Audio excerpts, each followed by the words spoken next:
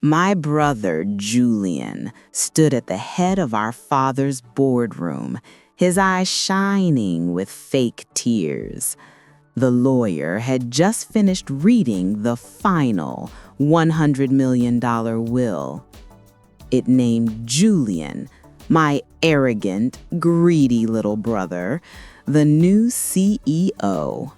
And it left me, the daughter who ran the entire company for 40 years, with nothing but a generous stipend.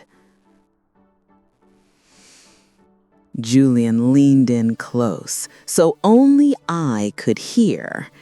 "You get nothing, Eleanor," he smirked. "You're just a fool." He thought I was a fool. He thought he had won. He thought the $100 million was his. What he didn't know was that I was holding a small USB drive in my pocket, and on that drive was our father's real will and a secret video that wasn't just going to leave him speechless. It was going to send him and his wife to prison. The whole thing started the week after the funeral. My father, Thomas, had run this company for 50 years. He was a force of nature. And in the chaos after his passing, I was just trying to keep the lights on, keep the business running. But Julian, he was in a hurry. A strange kind of hurry. "We need to read the will, Eleanor," he'd say, patting my arm. "We need to find closure." Closure. That wasn't it. He was practically vibrating with excitement. It just didn't sit right with me. Then came the first red flag. I called my father's lawyer, Mr. Abernathy. We'd known him for 30 years. His secretary answered. "Oh, Mr. Abernathy's retired, dear," she said. "Retired?" I said. "He was in the office 3 weeks ago. He told me he'd never retire." "Yes, well, it was very sudden. All of your father's files have been transferred to a Mr. Reed." A Mr. Reed. I had never heard of him. That night, my sister-in-law, Claire, Julian's wife, she stopped by the house. She was carrying an empty casserole dish, pretending to be the grieving family member. "Oh, Eleanor," she said, "you've been alone in this big house for so long. You must be so tired." She was looking at the furniture, my furniture. "I'm fine, Claire, just busy." She smiled, that fake, tight smile of hers. "Well, don't you worry. I'm sure Julian will take care of everything. He's just so good at, well, everything." I was standing in the kitchen when my phone rang. I didn't pick it up and it went to voicemail. It was Claire. She must have pocket-dialed me from her car. I heard her voice, clear as day. "Of course he's gonna read the new one," she was laughing to someone. "That old hag won't know what hit her. She'll be in a condo by Christmas." That old hag. My blood ran cold. I hung up, went straight to the new lawyer's office the next morning. A Mr. Reed. He was young, wore a suit that was too expensive, and had a smile that didn't touch his eyes. "I'd like a copy of my father's most recent will," I said. "For my records." "Of course, Ms. Eleanor," he said. "Everything is in order." I took it home. I sat at my father's desk, and I looked at his signature. It was shaky, weak. The T in Thomas was just a line. This wasn't his signature. This was the signature of a man who was confused, a man who was sick. And I knew, right then, they had done it. They had used my father's dementia against him. They had forged his will and stolen his company. So I didn't get angry. I got smart. I walked over to the private safe hidden behind the bookshelf in my father's study, the one only he and I had the combination to, and I opened it. I went back to my father's study, to the safe behind the bookshelf, the one Julian didn't even know existed. The combination was my mother's birthday, of course. The lock clicked open. Inside, underneath his old Navy service medals, was a simple, sealed manila envelope. My name, Eleanor, was written on the front, in his real handwriting, the strong, confident loop of his E. My hands were shaking. I opened it. Inside wasn't a will. It was a small black USB drive and a single folded letter. I read the letter first. Eleanor, it said, "If you are reading this, it means I'm gone, and your brother is being, well, your brother. This is for your protection, and for the company's. He thinks I was a fool. Prove him wrong, Dad. Prove him wrong." I plugged the USB drive into my father's desktop computer. There was only one file, a video. I clicked it, and there he was, my father. He was sitting in this very study, but he was healthy, clear-eyed.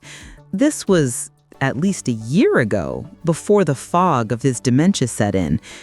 He looked right at the camera, and he spoke. "This message is being recorded on October 10th, 2024, in the presence of my legal counsel, Judge Abernathy. This video is a binding, legal codicil to my original will. I am of sound mind and body." He looked right into the camera, right at me, a 62 years old American lady. "I fear my son Julian's greed and his wife's ambition. This is my final true testament. My estate, my company, is not to be given to the loudest voice. It is to be earned. Control of Price Holdings will pass, not to my son, but to the most qualified and longest-serving family member. That is my daughter, Eleanor Price. This is my will. This is final."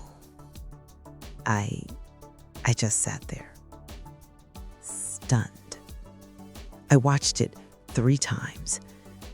He knew. He had known what Julian would try to do, and he had protected me.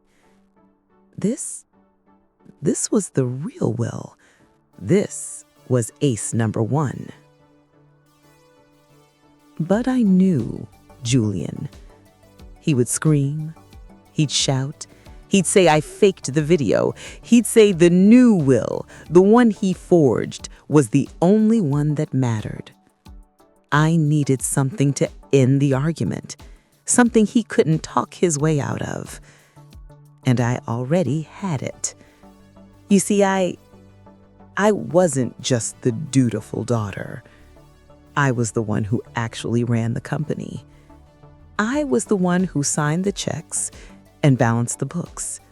And for the last 6 months, I'd been running a quiet, private audit because the numbers didn't add up. Julian's business trips to the Caymans, Claire's art gallery, the one that never sold a single painting but somehow needed a $500,000 consulting fee. It was all a sham a shell company. He had been bleeding the company dry. I had the bank transfers. I had the fake invoices. I had the complete audit report printed and locked in my own desk drawer. Julian, my brother, had embezzled over $5 million. He wasn't just greedy, he was a thief. And I realized he didn't just forge the will to get the company, he forged it to hide the fact that he was bankrupting it. So, now I had the real will, and I had the reason he had to forge the fake one.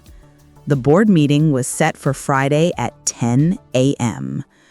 Julian thought he was walking into his coronation. He had no idea. He was walking into a trap. Friday, 10 a.m. I walked into the main boardroom.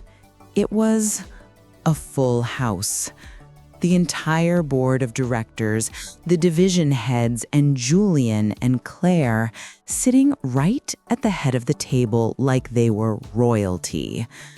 Julian was in a new $3,000 suit. Claire was wearing a diamond necklace I had never seen before.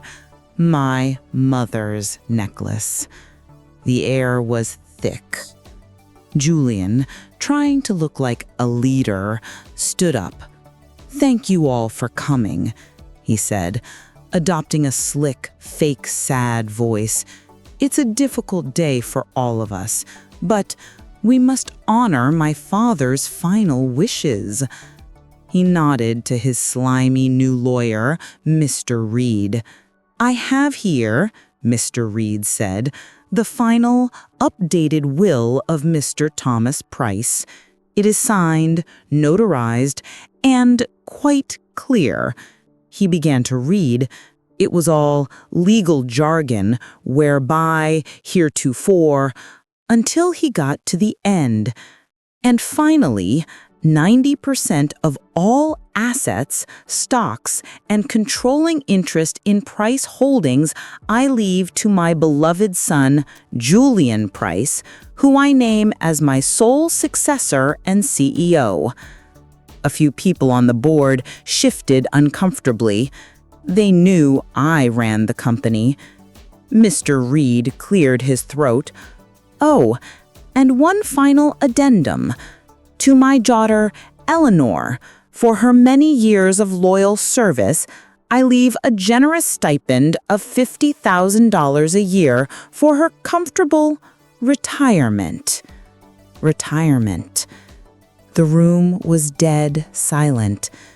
Julian stood up, dabbing that fake tear from his eye.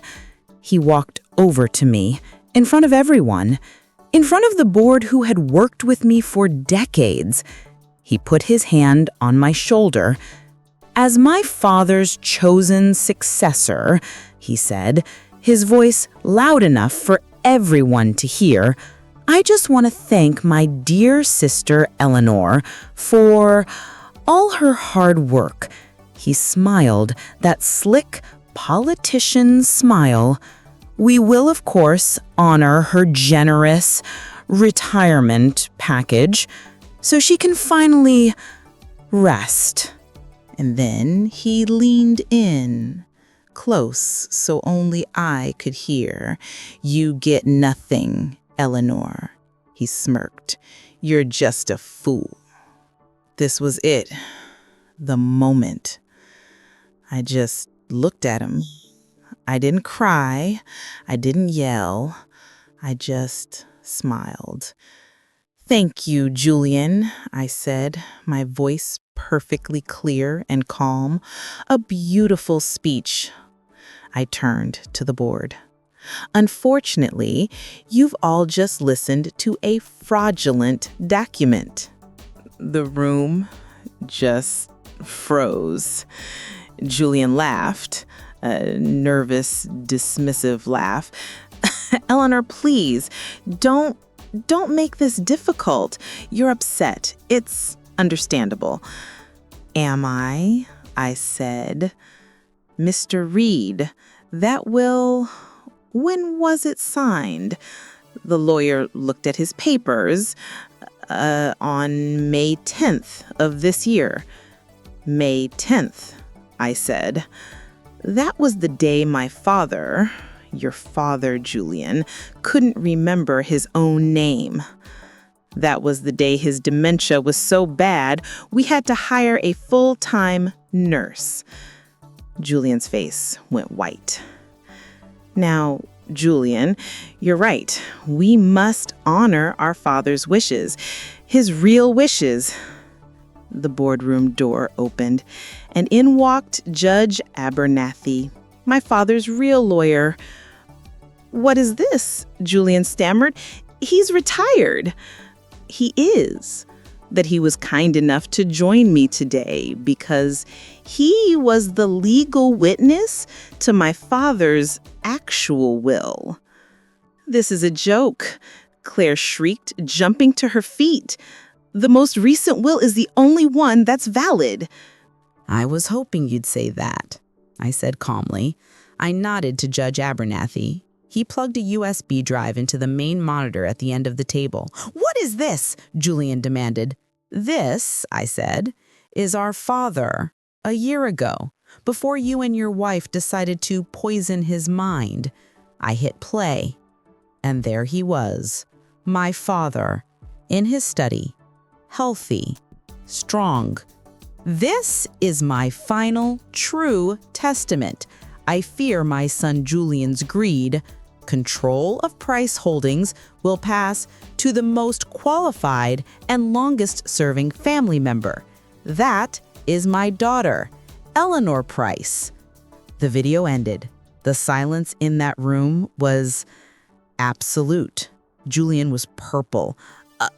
A fake! She faked it! That's a deep fake. Our will, the signed will, is the only one that matters. "You're right, Julian," I said. "You're right, you needed that signed will, didn't you?" I stood up. "You see, ladies and gentlemen of the board, my brother didn't just forge that will to get the company. I reached into my briefcase and I pulled out a thick 300-page document. He forged it to hide this." I slid the report down the mahogany table. It stopped right in front of the board chair. "What is that?" the board chair asked. "That," I said, "is my audit report." "An audit?" Julian's voice was a squeak. "Yes, an audit of your business trips, Julian. An audit of your consulting fees. An audit of the," emphasizing each word, $5 million you have personally embezzled from this company over the last 3 years to fund your wife's fake art gallery." Claire let out a sound I will never forget, like a balloon popping. The board chair opened the report. His eyes went from the first page to the second, to the bank transfer records. He looked up, not at me. He looked at Julian, and his face was pure ice.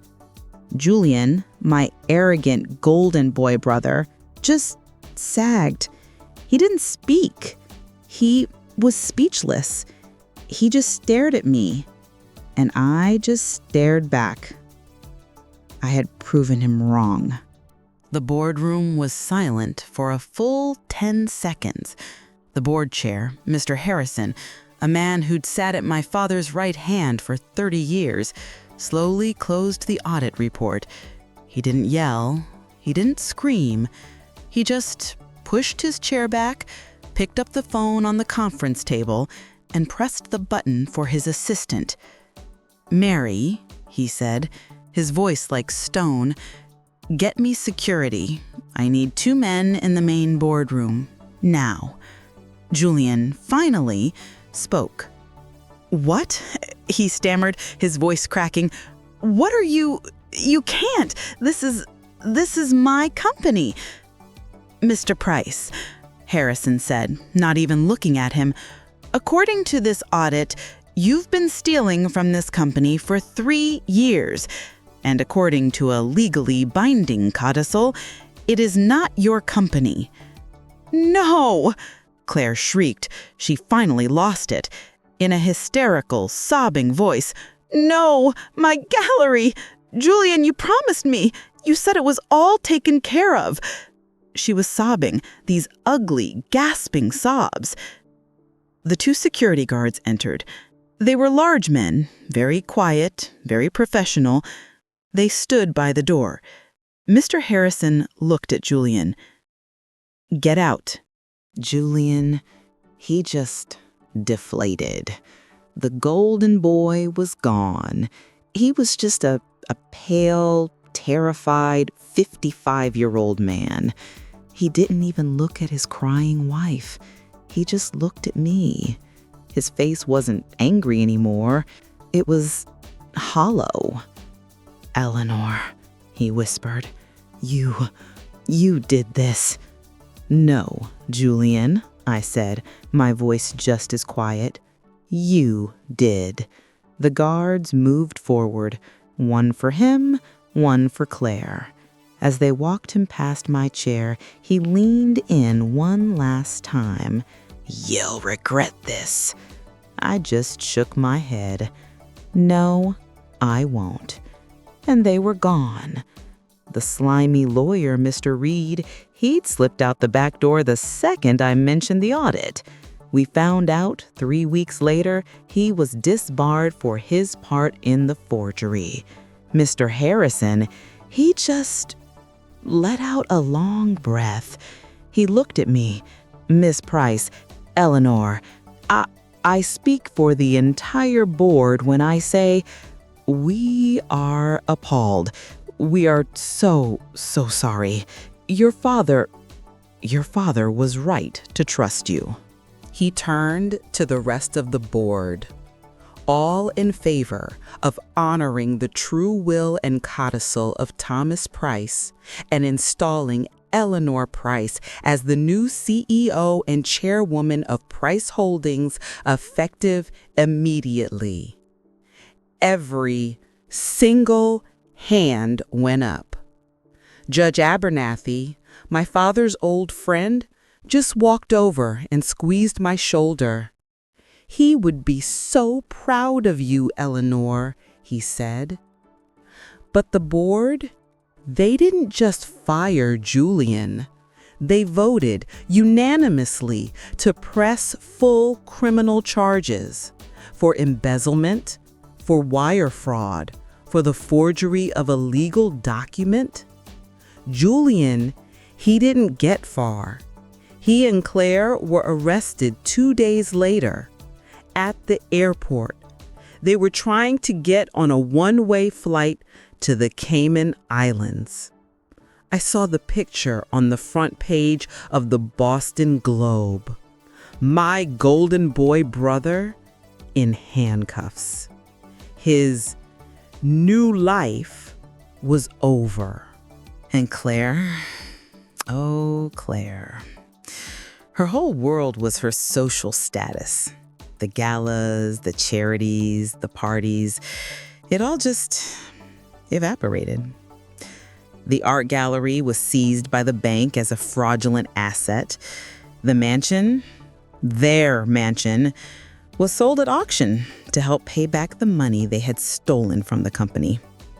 She ended up moving back in with her sister in a small town in Ohio. And that diamond necklace, the one she wore to the meeting, my mother's necklace, the lawyers got it back.